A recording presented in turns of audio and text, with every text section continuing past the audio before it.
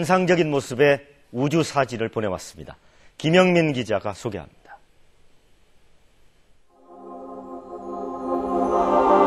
마치 나비가 우아한 날개를 펼치는 듯한 모양의 나비성은 별이 소멸되면서 시속 100만 킬로미터로 뿜어져 나오는 섭씨 2만 도의 가스가 만들어내는 장관입니다. 거대한 구름이 모여있는 듯한 용골성운 속에서는 지금도 별이 생성되고 있습니다.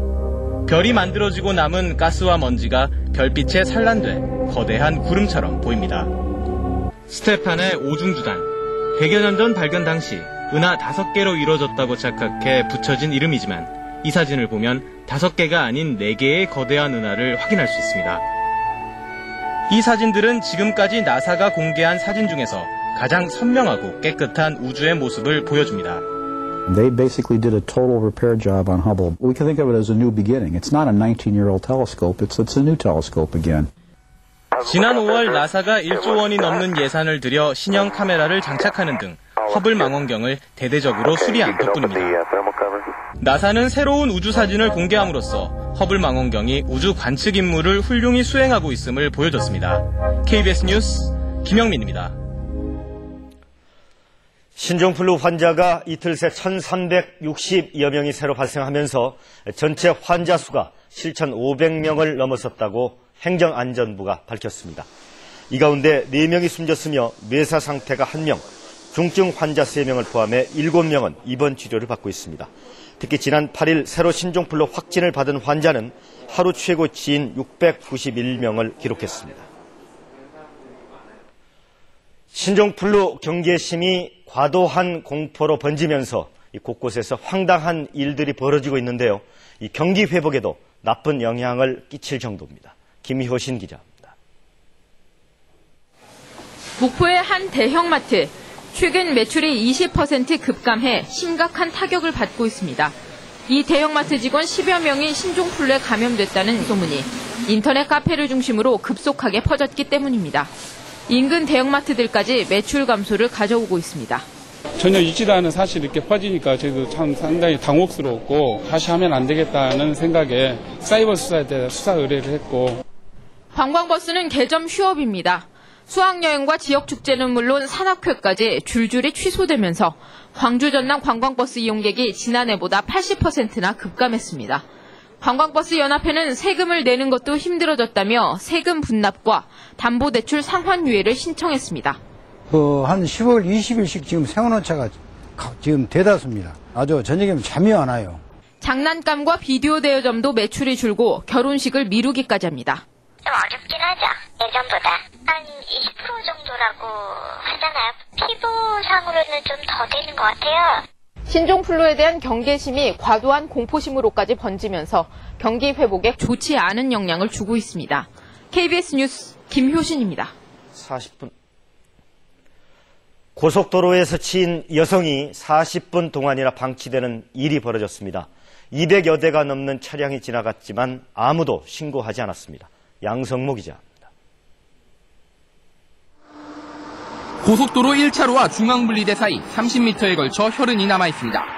지난 8일 새벽 3시 20분쯤 39살 안모 씨가 차량에 치여 숨진 자리입니다. 당시 안 씨와 함께 있던 남편은 갓길에 잠시 차를 세운 사이 안 씨가 고속도로로 걸어나가다 차에 치였다고 진술했습니다.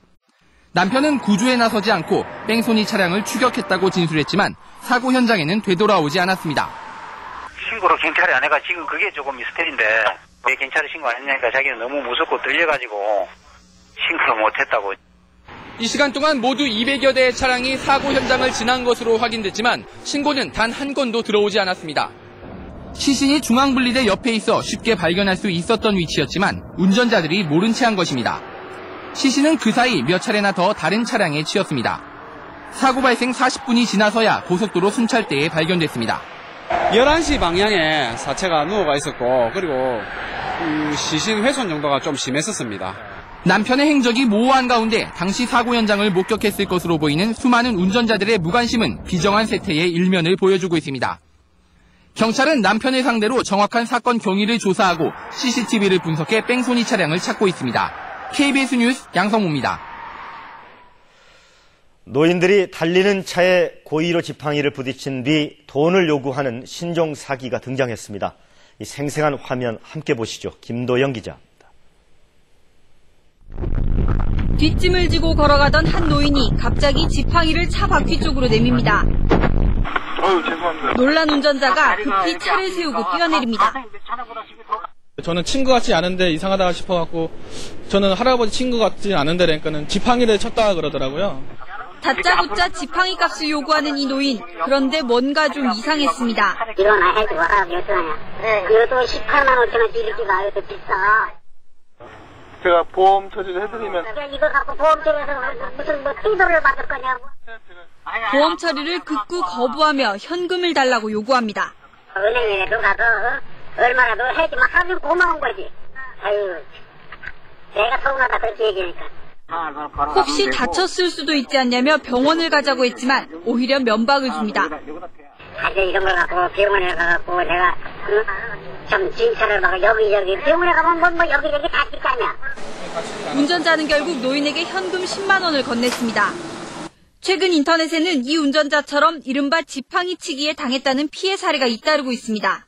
지팡이가 부서졌다, 손목을 다쳤다 해서 금품을 요구하는 사례가 종종 지금 증가하고 있는 추세이므로 경찰은 현금을 노린 신종 교통사고 사기가 확실하다며 비슷한 일이 벌어지면 일단 신고를 당부했습니다. KBS 뉴스 김도영입니다. 빈 가게만 돌며 금품을 훔쳐온 남성이 붙잡혔습니다. 1분이면 끝. 번개만큼 빨랐습니다. 한승현 기자입니다.